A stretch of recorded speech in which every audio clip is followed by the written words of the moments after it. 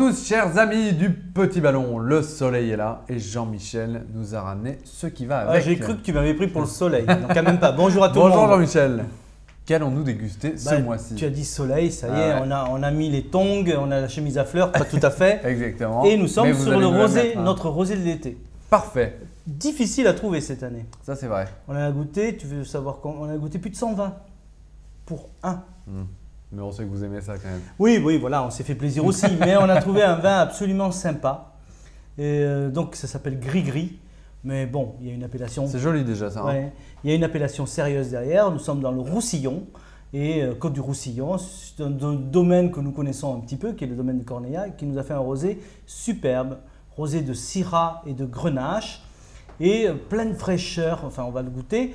Et c'est un vin qui a été vendangé la nuit, ce qui permet de garder tous les arômes de fraîcheur. D'accord, c'est marrant ça. Donc le gris-gris de Corneilla. Le gris-gris, c'est quoi? C'est un... Gris-gris, c'est pour porter bonheur. Parfait. C'est le porte-bonheur de Corneilla. Bon, mais on ne dit pas d'un rosé qu'il est gris aussi? Oui, alors les rosés gris, ce sont les rosés de pressurage direct. Tu prends des raisins rouges, Syrah, Grenache en l'occurrence. Tu les presses lentement, le jus prend juste un petit peu de couleur et ça donne une couleur très pâle. C'est la tendance aujourd'hui, ces fameux gris. Voilà. Ok, parfait. Donc, robe magnifique, lumineuse. Alors ça me rappelle un rubis rose. Ça existe le rubis rosé? Sûrement. Vous savez, des pierres précieuses comme ça, de cette couleur-là, de chez Monsieur Reza, place Vendôme. Ah oui, un ancien client, voilà. Et que je trouvais absolument fabuleux parce qu'il est vraiment éclatant de fraîcheur. Et voilà, on sait qu'on va avoir un vin plein de fraîcheur, très La couleur du rosé, ça nous donne quoi comme indication? Alors souvent on dit qu'il faut que le rosé soit pâle pour qu'il soit Alors bon. là, c'est la tendance, c'est la mode. Voilà, il y a des rosés qui sont colorés comme les Tavel ou les Clairets par exemple, qui ont toujours été colorés.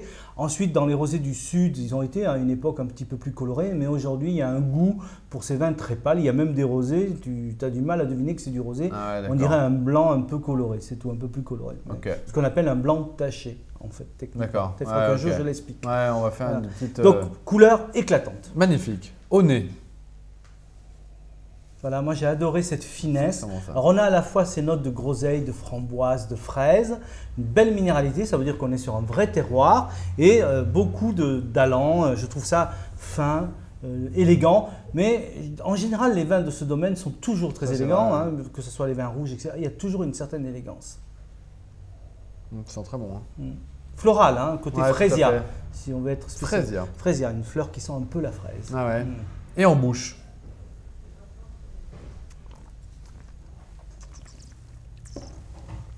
Trop bon. Oui, donc… je ne sais pas si vous ne m'avez pas un peu influencé, mais ça sent pas complètement la fraise, non? Si, fraise, framboise, groseille, côté un peu acidulé, l'arbouze qu'on connaît un peu moins, je retrouve même un petit peu de grenade dedans.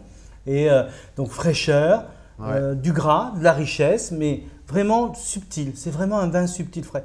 Dangereusement bon, comme j'aime bien le dire. Voilà, c'est ce qu'on voulait. On est très difficile sur les rosés parce qu'on n'en fait qu'un, mais il faut qu'il soit vraiment très bon. Et voilà, ça va être délicieux. Ça va être le rosé de votre été. Bah parfait, on est bien. Comment on sert un rosé? On ne l'ouvre pas avant un rosé? Non, on l'ouvre au dernier moment. On le sert frais, 10, 12, 10 degrés s'il fait très chaud dehors. Et si vous êtes sous une tonnelle, vous êtes à l'extérieur sur un barbecue un petit peu plus frais, 10, 12. Voilà, c'est parfait. Avec une cuisine d'été. Voilà. De l'apéro, des cuisine en tongs. Voilà, cuisine en tongs, viande froide, salade, viande grillée, viande blanche grillée, poisson.